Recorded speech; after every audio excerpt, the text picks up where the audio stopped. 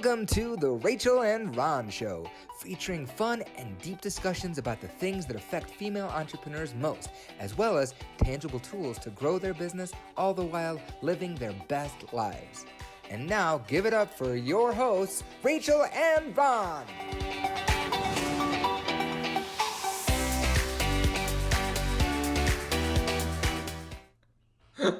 Is that your like show ready face? You're like, hi everyone. Good morning. Good morning.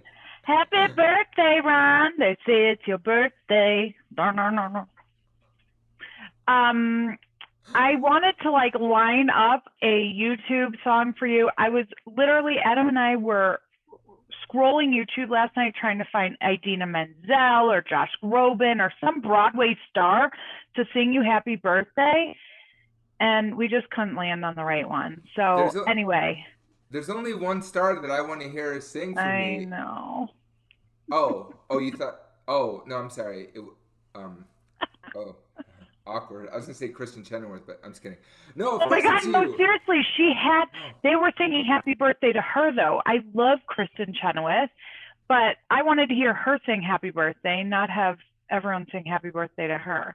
But I'm just joking. I'd rather have you. This is what stopped me, I think. Well, or not stopped me, but this was one of the things where I first started noticing that a life in the theater was not going to be my life, was when I got to a point where I was like, I just want to work with my friends. And I'm more intrigued with my buddy Brian, who was 5'6" or 5'7", playing Superman.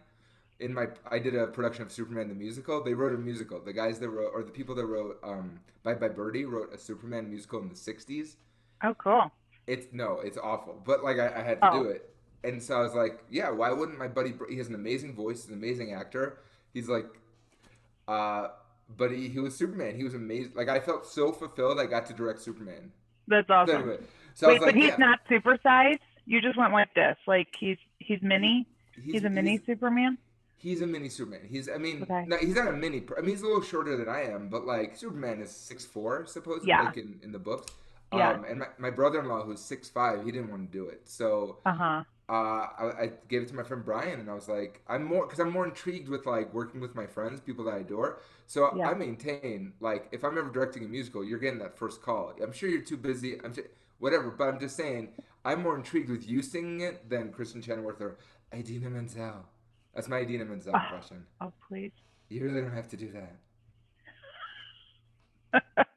That's so funny. You haven't done that one for me before, but that is kind of like her. Okay, so I dressed up today. This is a vintage special from my grandmother's closet that I got when she passed, or I should say I kept. But yeah, it's really, really special to me, so it was only appropriate that I would break it out of my closet for your birthday today. Rachel, that is beautiful because Thank you. First of all, it looks gorgeous, it's stunning. And then I always had this vision, and I'm not even joking right now. I always had this vision of us doing something live together, co-hosting something live, where you're wearing that, something similar to that, no joke. And then this is the silly part in my head. We're singing, "I'm a little bit country, I'm a little rock and roll." I'm picturing Dolly right now. She's all glitz, glam, pizzazz. Yeah.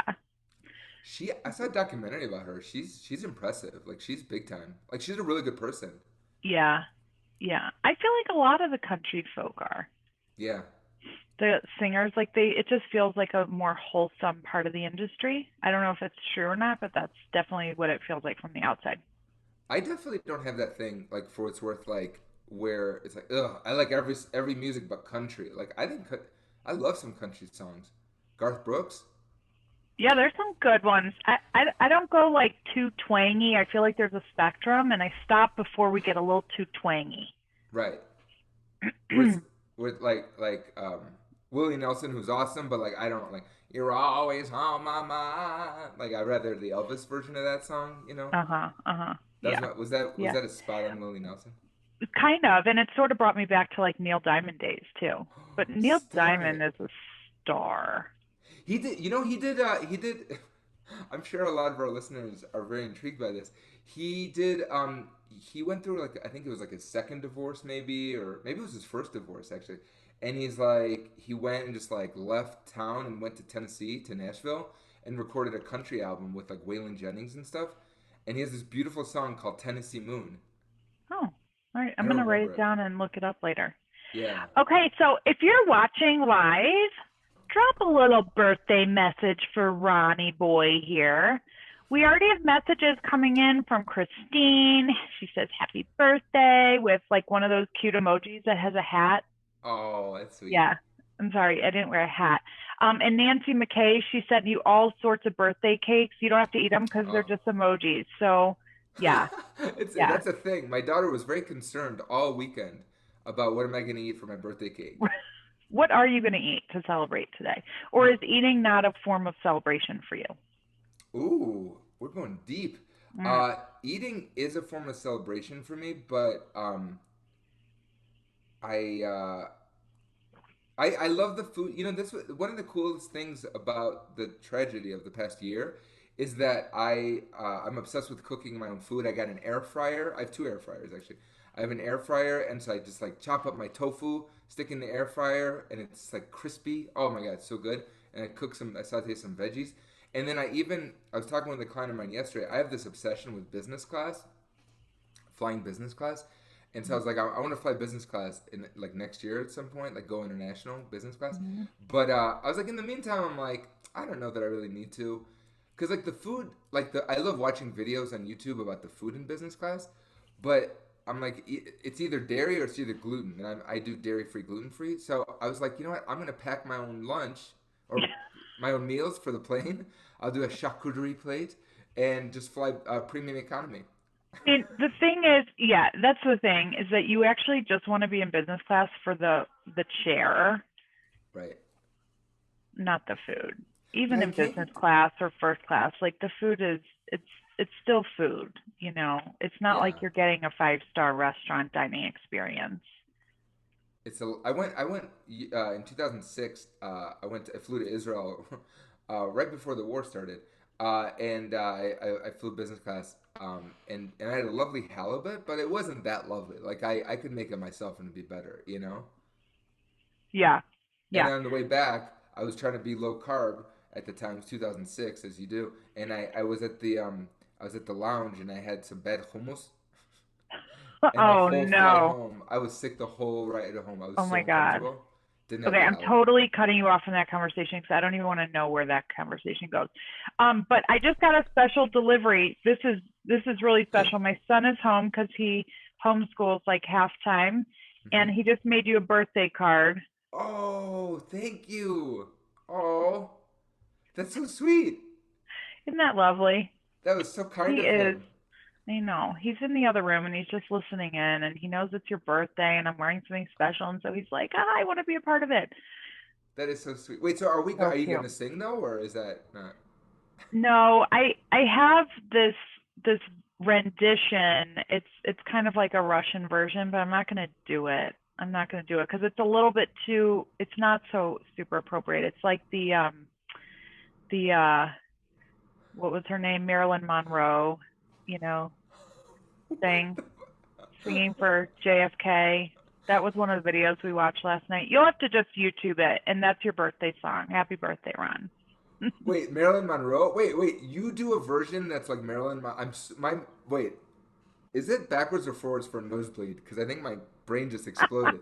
You do like a naughty version. Yeah, I don't have to see it. I'm just curious now. You do a naughty version of Happy Birthday for like Adam or like Yeah, yeah. Well, so we went to this restaurant in Philadelphia once, and it oh, was I guess it was a Russian restaurant, oh and there was this whole big party, and the Russians know how to party. I mean, yeah.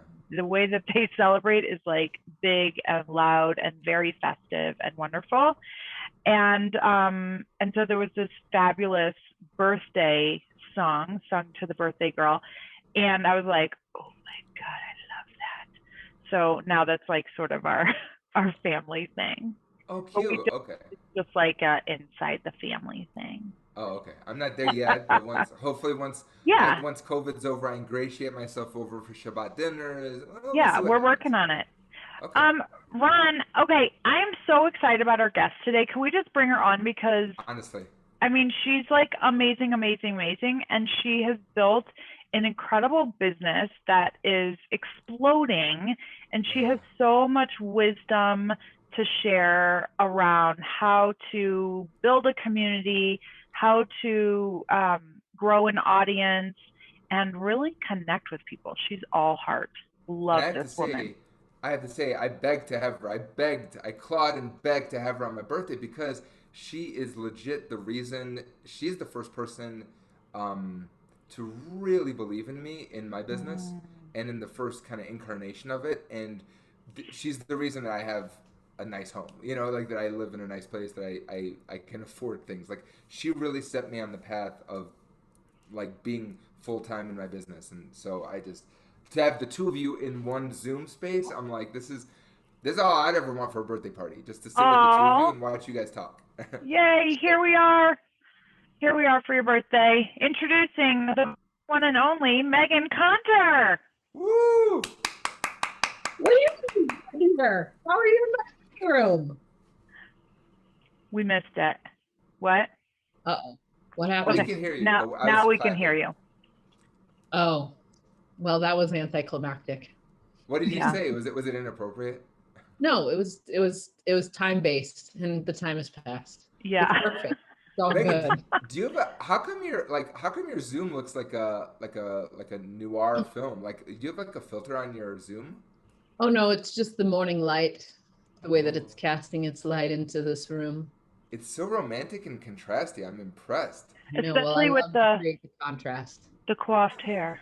Yes, yes, it's the whole thing, right? Yeah. It's the whole Yeah. thing. So Meghann, Ron specifically requested you for his birthday show. Yes. And he was just saying how, I mean, as we were introducing you, we were just saying that you're an incredible inspiration to both of us. So we were equally excited to have you on the show. And Ron was saying how you were like the first person who really believed in him, like really saw this enormous potential that had been untapped and inspired him to go for it. Can you Yep. tell us a little bit more about that? Because I have to say that while I'm not sure I would have put those same words out, like you did, you saw something in me as well. Like when we were working together, Meghann was my first business coach that I hired. And so you clearly have a gift in seeing people's potential and then helping them realize it. Tell us more about that. Yes, I would say that is true for all my clients that I work with. It was really just something that was part of my secret infusion, is that I bring in my intuition into everything I do. And so when I really gravitate towards someone and I feel the energy of them as a person, I feel the energy of their business. It's like my favorite thing to do, to really play Tetris with that business and with that person so that all the pieces come into alignment.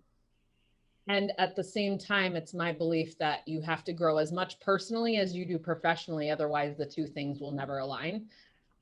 So if it's like some of the business coaches out there who don't address your mindset and your spirit set and your body set and all of these things along with your business, it's like they're trying to just shove certain concepts down your throat that you energetically can't even swallow.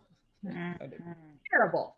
Anyways, that is what I really approached coaching as, is, with Ron, it was like just this immediate feeling of, man, this guy has got something that is going to go way farther than he can ever imagine. And the same thing with you, Rachel, seeing where you were at that time and saying, you have a community, you have a way of creating community that's unlike so many others. And I think it really does take that our coaches that support us hold us in that space in the future, and then help us see that version of ourselves, and then help us bring that version closer and closer to us so that we can actually grasp it. And that's, that's the way that that's the way that I reached out to my clients and the way that I worked with them.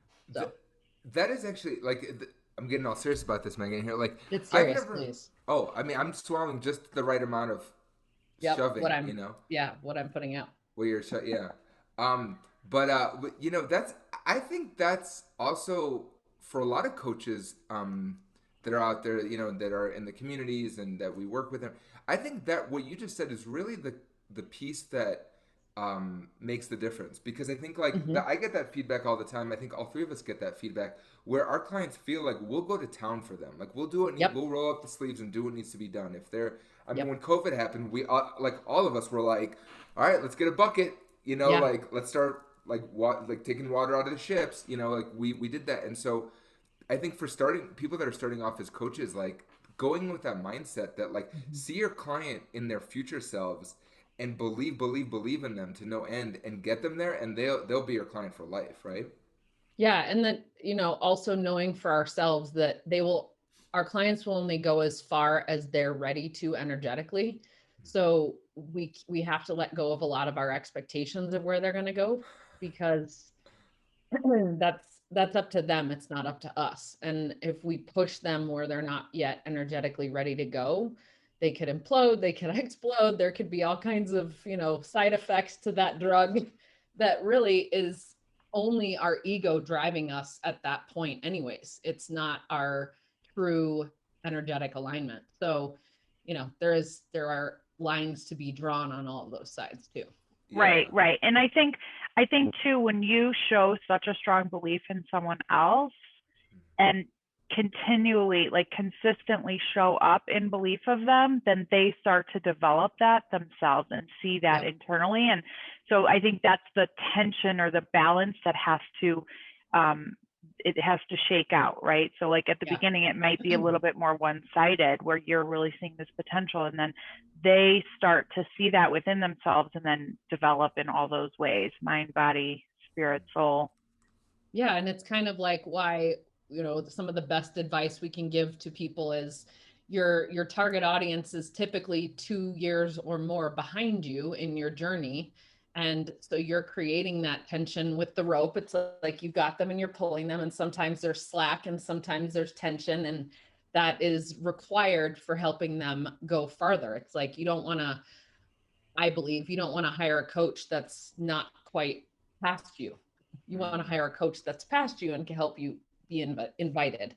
And at the Yeah. same time, it's like if you're running a $50,000 business and you work with a coach that uh, charges $50,000 for a year and works mostly with seven-figure business owners, you're going to be on a tight rope that entire time. There's never going to be any slack, and you're going to be feeling like you're dragged up that mountain, your face just getting all the dirt in it instead of actually being able to walk that rope. So it's a good way of really thinking about choosing your coaches is they should be a little bit far ahead of you, but maybe not like, 10 stages ahead. Yeah. That's a great distinction. I was watching Brooke. Do you guys know? I'm sure you guys know Brooke Castillo. Yeah. Mhm. So I was watching. Someone sent me a interview that she did, and it was really profound in terms of how to go from 300,000 to 1 million Mm. in sales and profit, and it was such a forgiving interview. And that's kind of what she was talking about was like surrounding yourself with the people that are that can help you. But you're right, like but knowing that it's all pacing, and that she was like there's no rush. She's like your life doesn't get significantly that much better at 1 million to 10 million, because she had just at the recording, I don't know when it was recorded, maybe 2019, she had just hit 17 million. Mm. And she's like there's only so many things you could buy. So Right. she's like 17 million to 100 million. She's like it's just a matter of principle, but it's not, your life doesn't become better for it. And I really love that even like looking, Megan, like what you said, at the idea that like coaches and just even ourselves, that we're at different stages in our entrepreneur journey, Mm. that like that's okay. Like we're where we are where we are, right? And Yeah. like you said, you can't force it energetically or spiritually, and that's something Yeah. that you do so well. I mean, there's so many times where I'm sure you've been on a call with me and you're like, oh my god, just do this thing I'm telling you to do. Just do this. Like all you got to do is just charge this much, or just offer this package, or just focus. And I'm just like, I can't do it, Megan. No, but I'll I pay mean, that them. is, yeah, that is what I learned early on is, again, you can't have the desire for that client. They have to have the desire for themselves. And so, yes, while I see it, and I can hold that space and I can help you, I can drop the little breadcrumbs so that you might eat them along the way, gluten-free, of course. Of course. Uh, but that you need to get there yourself. And energetically, if I told you to triple your prices tomorrow, you wouldn't be able to sell it. And Oh, that's terrible. That's there's no worse gift to give somebody than an expectation that's not in alignment with them and is way out of their comfort zone. So, Yeah. but Go we ahead, can Ron. talk about that all so day. I think I there's one. other things to talk about too, Well, I have another like question for Ron's you along these birthday. lines.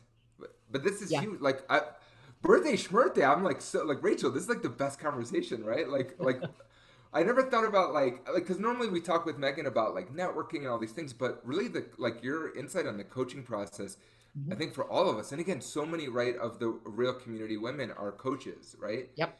So I love this is super helpful. What do you say, Megan, to like specifically female coaches that have imposter syndrome? That they're like, who am I hear this every week, right?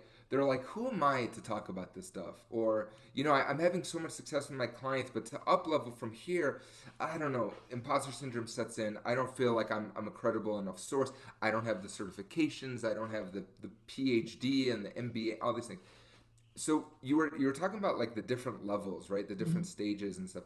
How do you, if someone is really good, but they're at like helping like women that are in the 6 to 7 figure business, but they're not, they themselves haven't brought in that money in sales yet, but they have a specific thing that they do that's really niche to that target.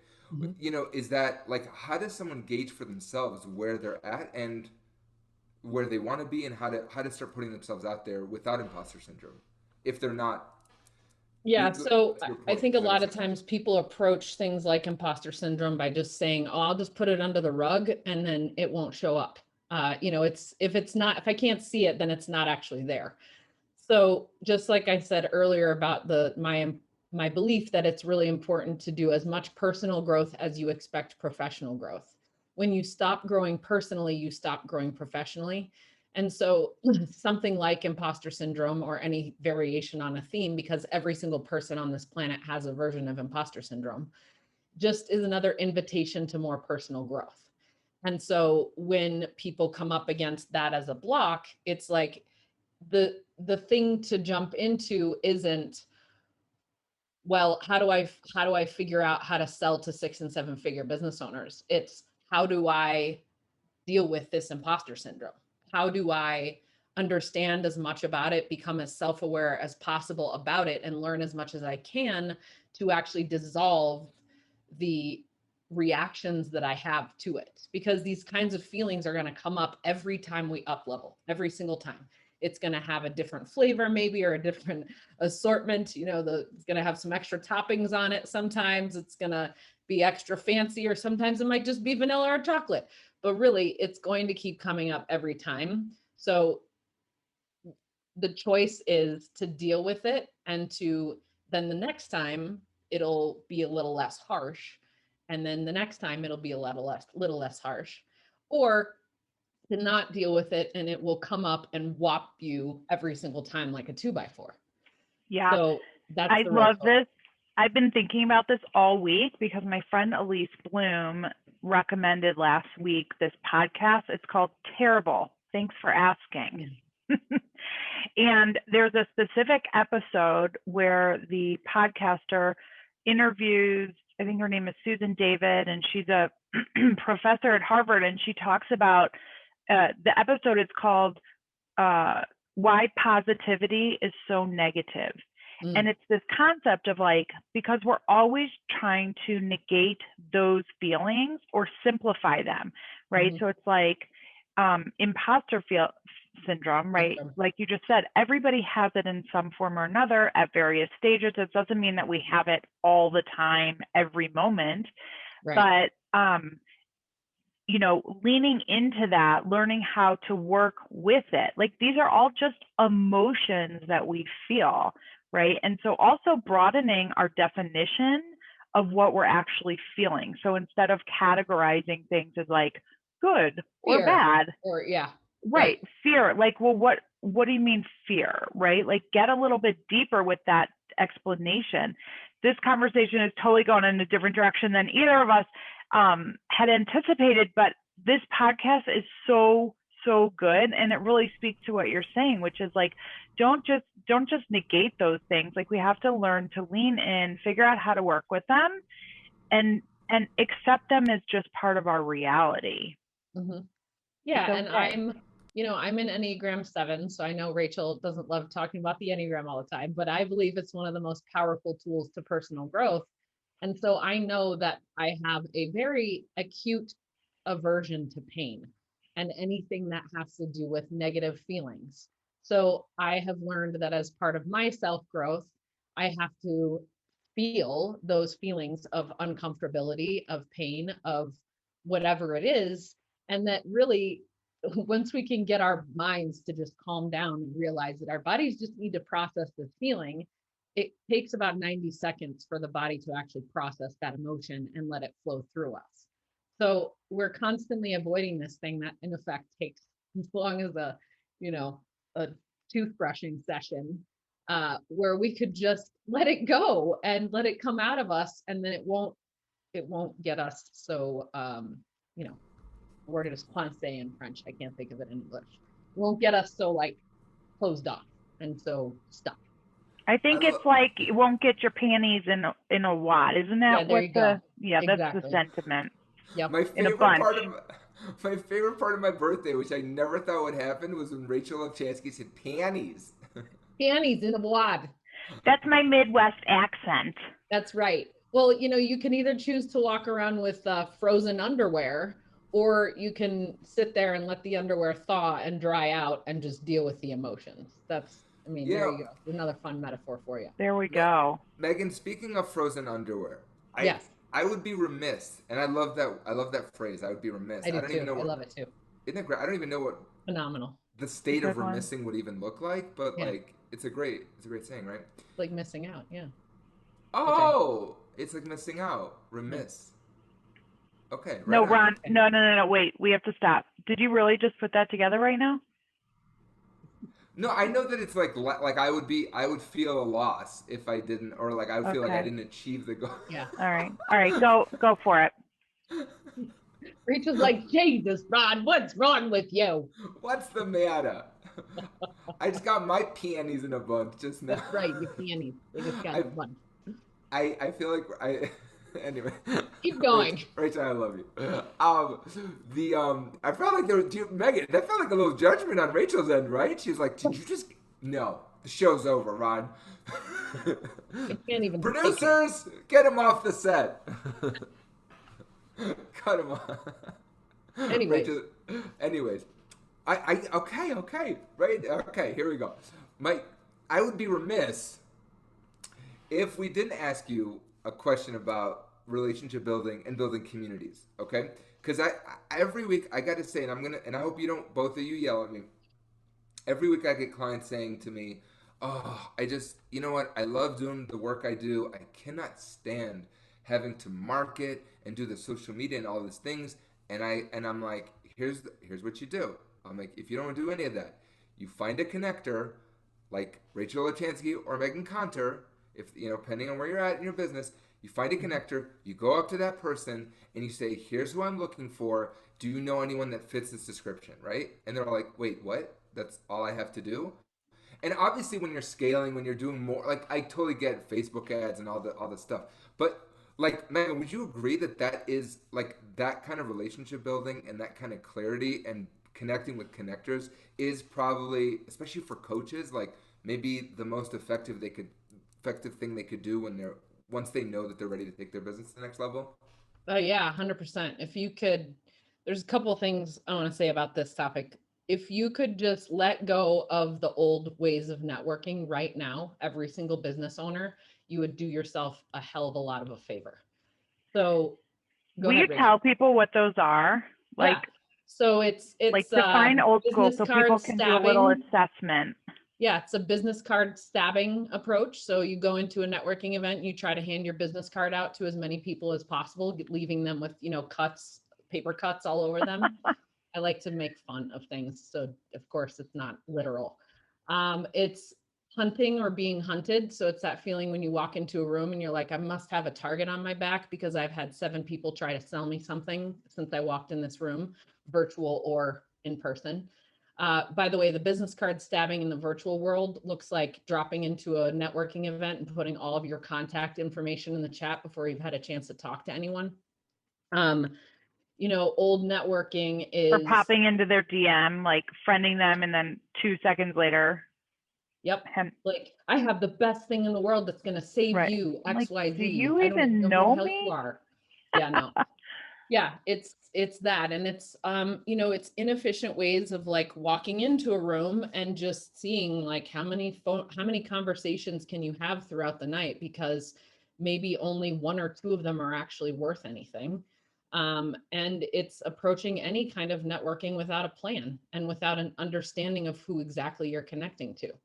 So if you can let go of all that and all the old shit of you're trying to just come to networking to get end clients, because that creates the most negative, low vibrating energy possible.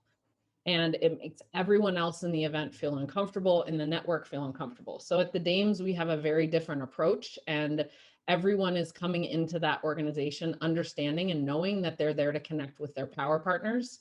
And we teach them we teach them the different kinds of power partners. We teach them how to create long-lasting relationships that produce ongoing results from a standpoint of getting clear on, are you in this relationship for cross-referring business, or for masterminding, or for business besties, or for collaborating to create products, services, et cetera, together? But you're never coming into the Dames expecting to find your end clients in that group. And that has created such a beautiful, blissful space for us that, members come in and they can feel that difference automatically. So that is like the first thing that I can say is just totally transform your idea of what networking is, from this one-to-one going in to try to find a potential client, to one-to-many going in and finding those power partners who, once you get clear on who those people are, you go to Rachel and you say, hey, Rachel, my best power partners are mortgage brokers and real estate agents who've been in business for 5 years or more. Who do you know in this environment that is that, and where can I find them? And you go directly to those people, as opposed to trying to sift through everyone else to get to the people you really should talk to. The second thing I want to talk about is easy versus hard. And no, Ron, I'm not talking about what you think I am. But to be honest, like the journey that I've been on from running my marketing business, while I had this total download about 6 years into running that business about the Dames. And while I was running my marketing business, I was trying all the things that all the experts talked about. This is how you grow a business. This is how you scale it.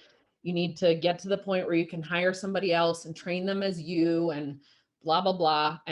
Or you need to move into group coaching. You need this, you need to create online products, all that stuff. I despised 90% of it. And it always made me feel energetically turned off.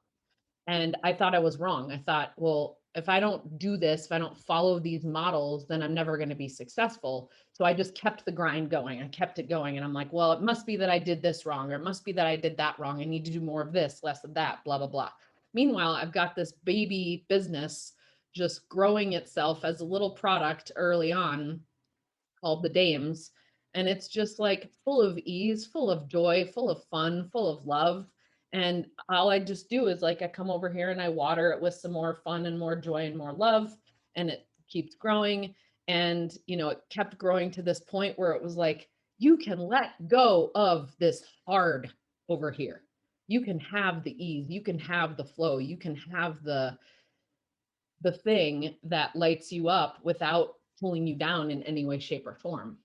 And so when I really embraced that, it was November of 2019. And I said, all right, as of January 1st, 2020, I am no longer I'm closing my marketing business and everything is going to be under the dames. And if I want to coach certain people, I can, but that's free, full will of like a total energetic hell yes. And that's created so much freedom. And coincidentally, being in marketing, I also realized in March of 2020 that if I had still had all of my eggs in my marketing basket, I would have lost all my clients.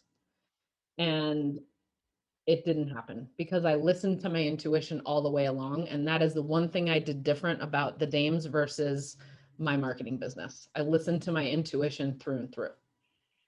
I love that. That is so important. And I love that you talked about ease, joy, and fun. I often talk about that too. It's like your business should be joyful and simple. Yep. Like we overcomplicate these things, a lot of newbies in business. I did the same thing at the beginning too. Yep. And once we simplify and we find that joy, like you're onto something. And then that whole intuition piece is critical. Because I think also, like when you're getting back to our first conversation, when you're looking at the coaches or the people who are 2 to 5 years beyond you, and you're doing this comparison thing, it can set you off into a spiral where you're like, I'm not doing enough. I am not doing this the right way. Am I doing, like questioning everything? No, just listen to yourself. I have a new client. I was like, like the answers are all within you. Yep. Right? So look inward, listen, sit with yourself. And when it starts to feel joyful and simple and easy, like you've hit it. You've hit the nail on the head. Just go for it. And the hardest part is, like you said, that there are part of it is there's so many models out there that say, if you're a coach, you have to have 7 tiers of offerings. And I have had so many clients come to me with like, they've got all of these offerings and and when I make them sit down and look at what percentage of revenue each one of those offerings is bringing in, and they realize that like 20% of their offerings is where 80% of their income is coming from. And I'm like, and so how can you possibly ever systematize all of this and scale it when you've got 87 different versions on a theme? You can't. And yes, if you compare yourself to a multi-million-dollar business, a multi-million-dollar coaching business with 7 coaches that are delivering all of these different products, you're gonna feel like you're insignificant or like you're not doing enough. But you're one person. Like you don't need to do 7 things or 27 things. Please, for the love of God, streamline, simplify. And that was the other beauty of the dames, is like it's always been simple. It's always been simple. The value proposition is there. The target audience is there. The differentiators are there. It's been there since day one. And it just grew into this beautiful flourishing tree that's now multinational and is going to continue to be multinational until we're, in every country around the world, except for maybe Antarctica, because that's just, I don't know how many female business owners are up there, We're a little bit smarter than freezing our bras off. Well, but the prime example of a dame is there because you always say the riches are in the niches. Mm-hmm. What's the other part? But say the full thing. I can't say it. No, I'm not going to say it. This is the PG version of this show. All right, you already dropped the S-bomb. All right, so it, like they're niching in Antarctica. They know their market. They're very specific. It's very true. Well, how many people live in Antarctica anyway? I don't know. The market isn't very big, let's just say. It's really small. Yeah. Let's forget Ron, did you have any thoughts on this? Because I saw you trying to say something. I know, but I was thwarted by Antarctica.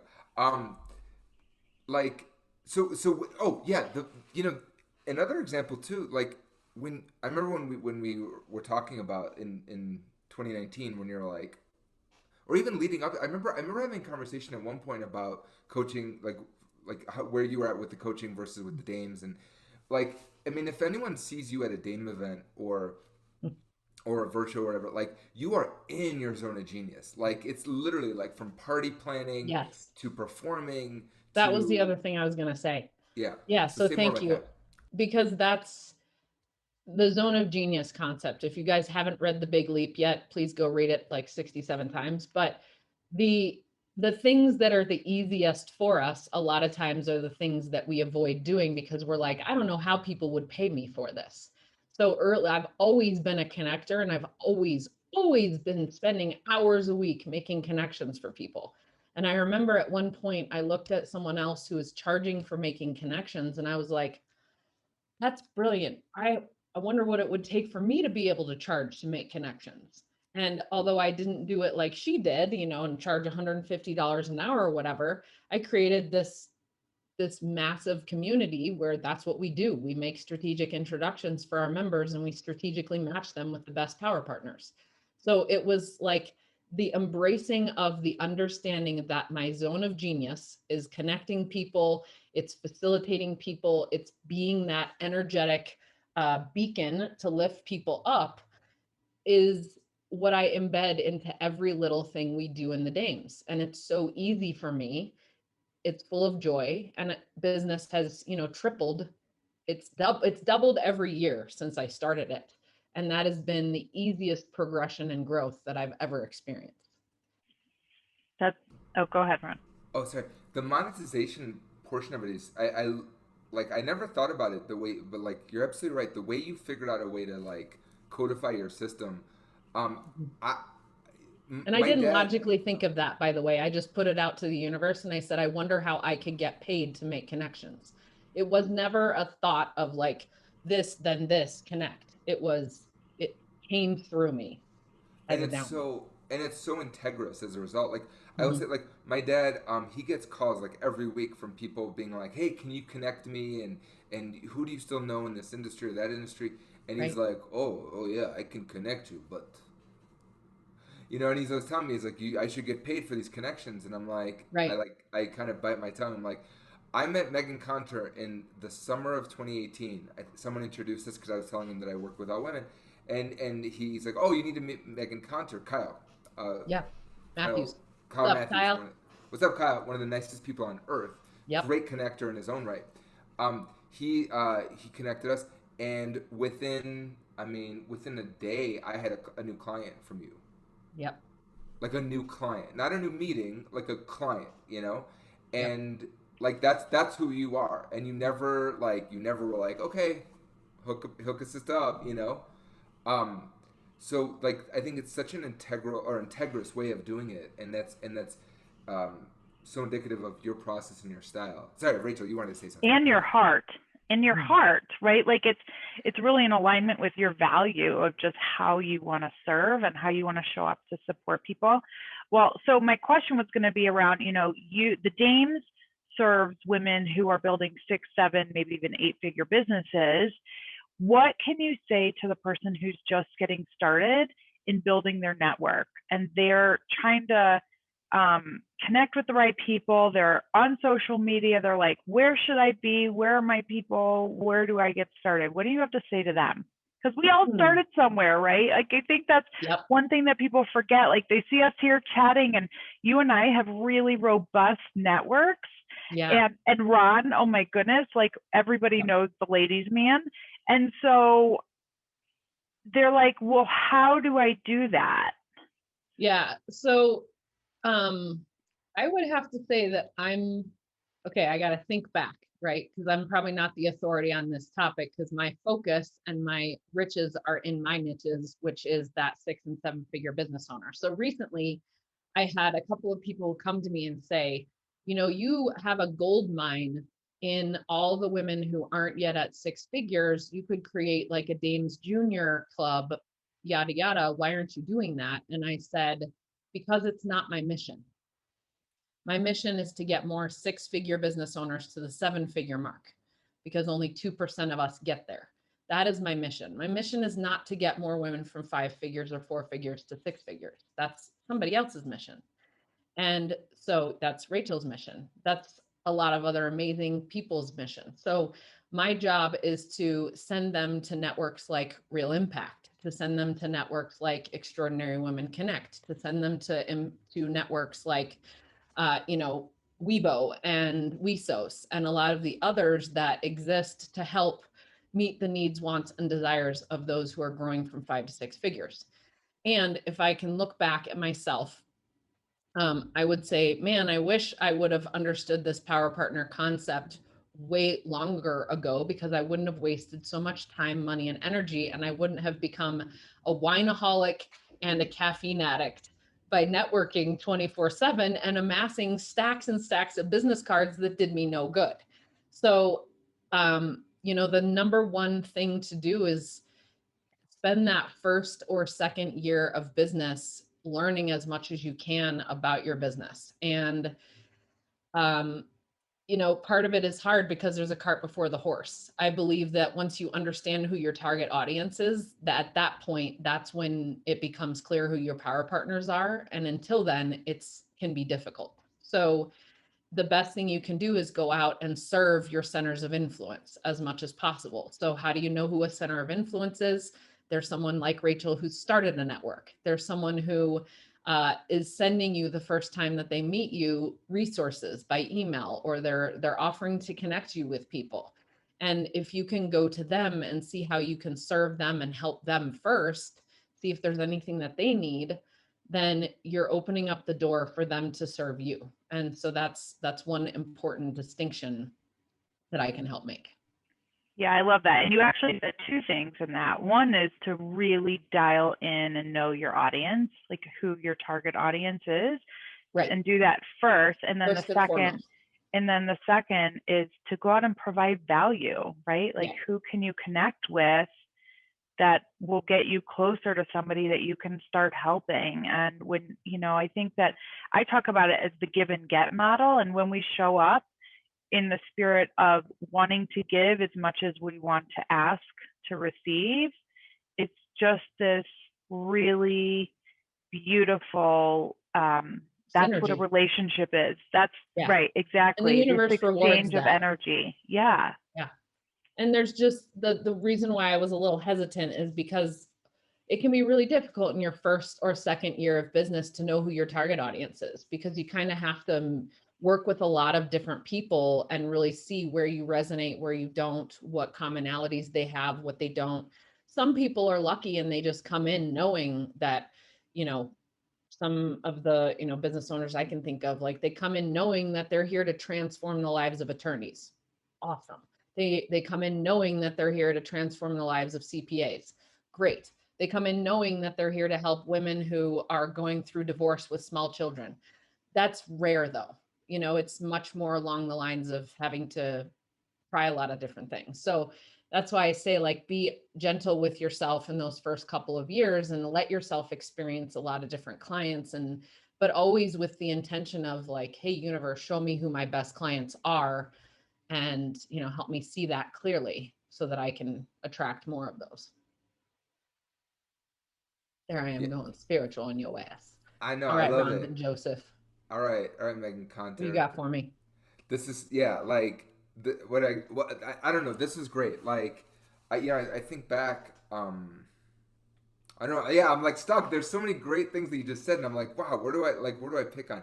Meghann, this is great. Like you've just created such an amazing world, and like the way you're articulating now your brand of connection is powerful as hell. And I think like that was huge to say, like, go connect with the connectors and give them something, like offer them a sample. That's literally how I built my business. Was I was like, hey, let me show you what I'm doing over here. Or anytime I roll something new out, I'm like, hey Meghann, let's try it out. Like, let's play with it, or Rachel, like I approached That's you. I was totally like, how you and I connected.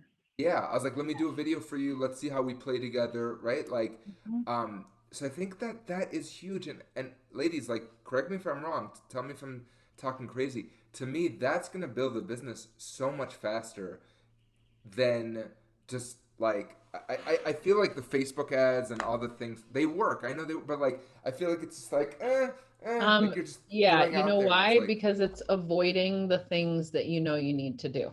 100. Which is talking to people. Yeah, building relationships. And it's also, you are your best marketer because you understand exactly what you're doing.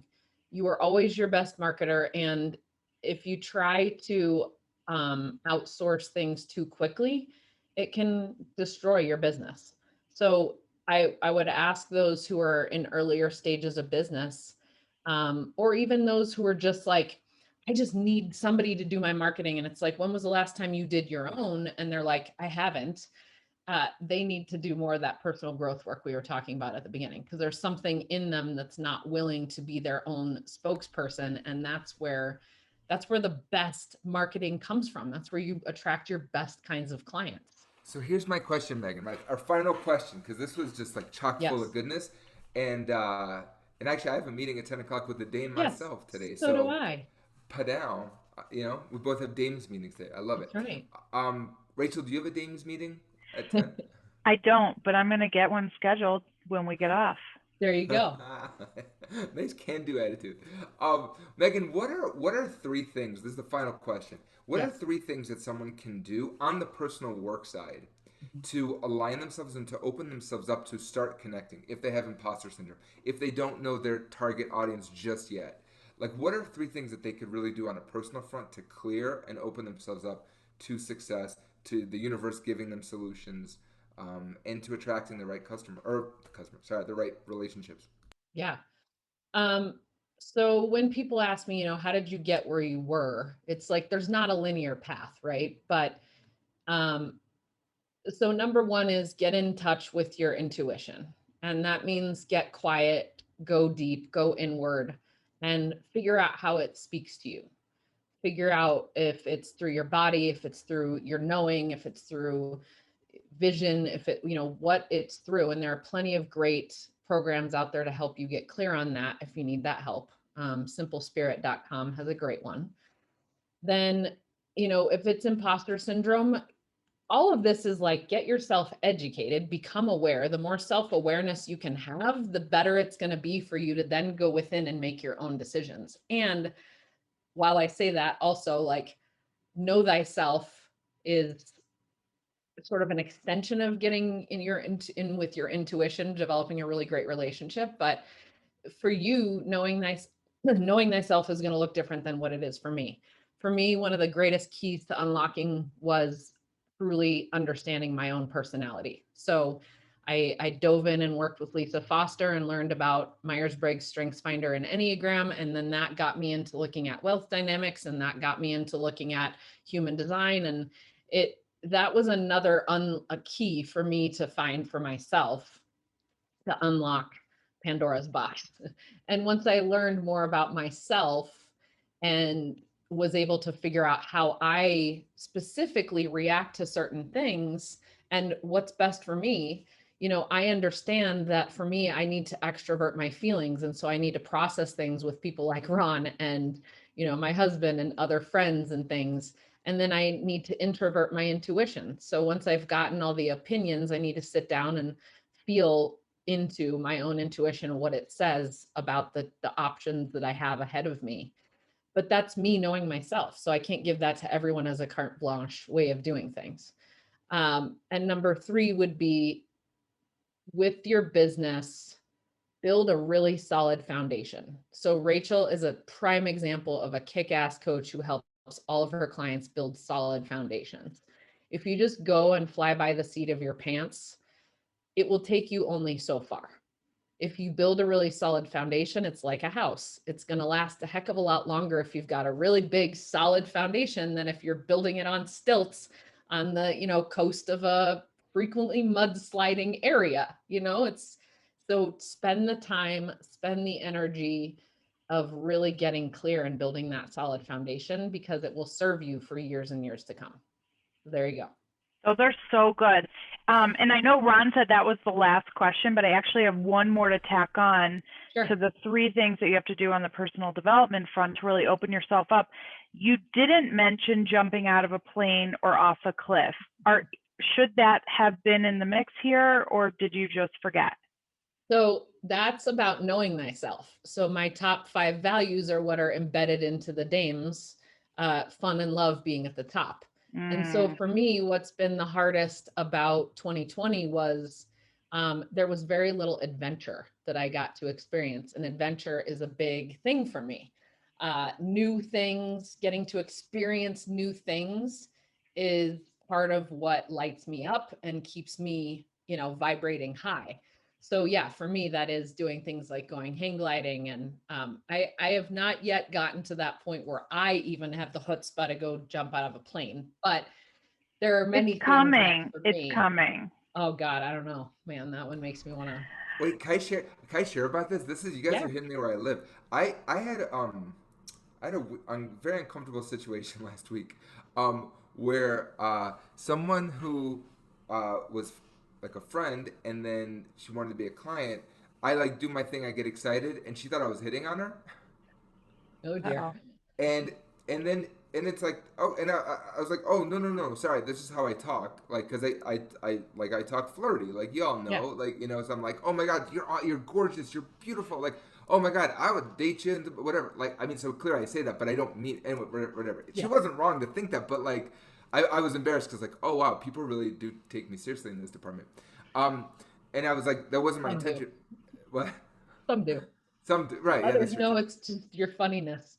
Yeah, Makes you fun. it's literally my funniest because I think it's like it's bending, But so but then she went on to really describe how not fun I seem, and so and she wasn't wrong again. So I called Carrie and I was like, I'm not fun, am I? She's like, sometimes. But the realization was that like this past year has not been fun. It's been work, which like there's a lot of fun in the work I do. I love the work I do. But like you're saying, like you were talking about the adventure side of it. Like Right. it's very easy. It was very easy this year to be family work, family work. Mhm. And so I just wanted to say that like I was like that made me feel better. I was like, okay, well if Meghann said that she hasn't really had adventures this year, then maybe I'm still a fun person. But what I will say is that I've learned to find joy in the simple things, and I've learned to find joy in the fun things. And to Find create fun in the small things. and to create it, right? Yes. Like you don't have Yep. to go to Santa Barbara and hang glide Right. right But we off a still cliff. like, I yeah, mean, you me and did my have to do that. besties. I know I you did, had to but do that was that, but I'm just saying, 2021. but like you don't, you also can just be creative in creating these experiences in your backyard. Right. And that's, I mean, to be honest, like Yeah. me and my besties found ways of going places. We went to South Yeah. Dakota, which was, a thrill of a lifetime. We went up to the mountains. We found ways of getting creative and being full of joy in the Yeah. midst of the worst. And that's, I didn't have a bad 2020 at all. It was a great year, but it definitely, Me it was too. a little bit of a wet cloth on top of the thing, I Yeah. just had to breathe through it a little bit differently. Saggy pants. Yeah, saggy pants. I don't like saggy pants. I like them when they're tight to the tuchus. Yeah. Meghann That's what- Conter, thank This you was fun. so much. Thank you. It Let's was great to see you. I missed you. I haven't seen you in a while. I know you and Ron chat a lot, and I'm so glad you could join us to celebrate his birthday. Thank you. And Ron, happy, happy, happy day. Thank you. It is a day where I hope you will sit and I hope you will celebrate yourself, and I hope you will look at yourself in the mirror and realize what an amazing gentleman you are. Because you have touched the lives of so many people, and you continue to, and you will continue to. And that heart of yours is bigger than the damn Mississippi River, my son. And you're just amazing. And we're just lucky to have you in our worlds.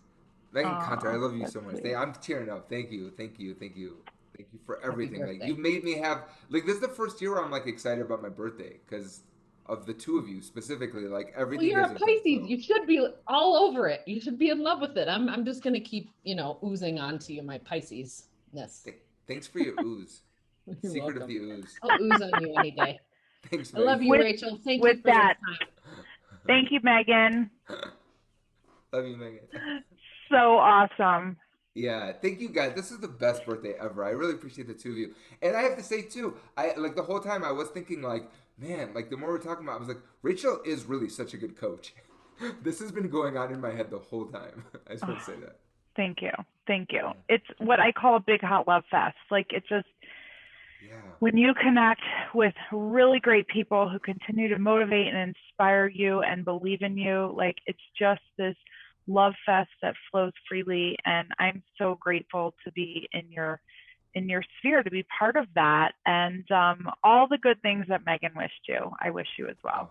Well, thank you, Rachel. And like, it is like, I mean, again, having the two of you guys on my corner and like to be able to text you guys and call you guys every week is just, it makes all the difference. And again, it's something that like your people in the community have. But I do just want to say, like, I had to say this before, but, and we could talk more about this when we do an episode, just the two of us. But something that really popped up for me about what Meghann said, and when you guys were talking about the belief system, the belief you have in the clients, it is really cool. What's, you know, both of you guys do this so differently, but I do just like, I have to get this out there. What's so awesome about working with you, Rachel, is that like I'll throw something down and your belief system is so, like, you believe in me so much that you instantly are able to make it happen in a logistical way where you're like, okay, so let me show you what that looks like.